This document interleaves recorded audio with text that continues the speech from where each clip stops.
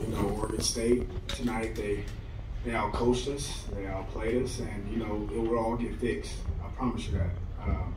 You know, our whole message is make sure we go 1-0, and today we did not. We went 0-1. So we have to make sure that we learn from this and we come back tomorrow and keep building. It's a long season, right? I don't know how many games it was today, but, you know, I'm assuming it was about 50 games and 25 teams lost. We just happen to be one of them. So our whole message is to make sure that we change that next week. Coach, what did you see that allowed them to have so much success running the ball? Well, offensive coordinator was great schematically. You know, up front, their line was, you know, able to, you know, double team and chip away and get up front, and the running back was a great player. So, you know, they made some plays and they, you know, they stuck with it. Coach, you guys had 76 yards rushing. What do you do specifically to fix that, to get more balance as far as the offense? Well, for one, being the lead, right? When you're behind, it becomes unbalanced because you have to keep passing the ball to stay in the ball game. What adjustments did you try and make defensively, and why wasn't it able to take effect, I guess? Well, we tried to make a couple of adjustments. The same thing is, you know, they was finding the open gash. And, you know, they was, like I said, it was double teaming, they was shipping away. They was doing some things to getting some bunch sets and, you know, was getting us to where it was 3-on-1, and they was, you know, getting a lot of push up front on us. So, and the running back was able to make the first guy miss. Dante, when you took over, you talked about kind of the increased accountability that you wanted to have here. Why hasn't that, or didn't that translate on the field? I don't know what the penalties were, but I assume that they, you know, it was probably balanced.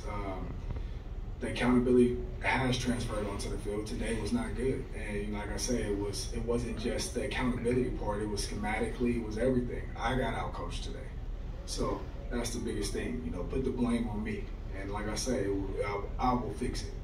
You know, obviously this has been kind of a fast rise for you. I mean, does it feel at this moment, you know, that maybe this is, you know, too much too soon? No, this is what I've been doing my whole life. So no moment will ever be too big. This is what I've been doing. This is what I'll continue to do. Keaton, Isaiah, are you guys feeling the pressure at all? Are you guys pressing out there? I mean, I think the main thing for me personally, for our team and our what we're building is we have our own expectations that we set for ourselves. You know, there can be a lot of noise, a lot of things people say outside the building, but it doesn't really matter to us because we have our own expectations, and you know, tonight we didn't meet them. Yeah, I don't think we have any pressure. You know, at the end of the day, it comes down to execution, and you know, props to them. They came out, had a better game plan than us, and they just wanted it more. For both guys, a loss like this kind of make you want to evaluate everything you're doing, personnel-wise, scheme-wise, staff-wise. I evaluate everything we do every day, so it's not just about this game. I mean, our record right now is we're 2-2. So last time I checked, the regular season has 12 games, right? So it's 8 more to go. For Keaton and Isaiah, there's a lot of renewed energy coming off of last week's game. What do you leave here feeling or thinking? What's the takeaway? This is not like a turnaround overnight. You know, we're trying to build something here. Coach Dante's done a great job of starting to hold guys accountable and changing the culture and building the culture. You're not going to see it change in 1 week, you know, and we've a lot of work to do. And I think the main thing, the message we're kind of having is, you know, we got to stay together and stay up. Yeah. When you say there's a lot of work to do. Mark. I was just going to say, you know, the work's not done. We're not a finished product right now. So, you know, we still have a lot of season left. So we're just going to go back to work. Could you maybe explain on when you say there's a lot of work to be done? Could you point at something specific that you might be referring to? Like when you talk about accountability, you can't. When you just start holding people accountable for 2 weeks, you can't expect it to change everything in the entire. It takes time. Coach done a great job with that, but again, you can't expect it to happen overnight. Keaton, it seemed like it was about the details for you guys on offense when things kind of sputtered a little bit. What did you think about the way you guys played overall? Yeah, again, we got to be better. I think you know, they did a good job, you know, playing games up front and making our receivers, you know, do a lot of work, maybe make the tough throw. But again, when it comes to those situations, we have to be better. You know, not getting behind the chains, not getting penalties, and you know, converting on downs that we need the ball.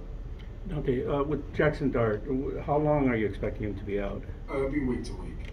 So. And when did you find out that he was going to need surgery?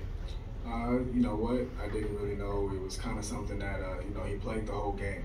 So with the injury he had, he played the whole game last week. So we actually didn't think that it was nothing too bad. And then next thing you know, he needed a small procedure, and it'll be week to week. You know what day that was that he had the procedure? I don't know off the top of my head right now. Given that he's had to have a procedure, do you question at all leaving him in last week? No, it was already done, and like I said, it was minor, so it'll still be week to week. Isaiah, the defense seemed to have figured some things out last week. How do you explain the week-to-week regression? I think Oregon State just had a good game plan for us, honestly.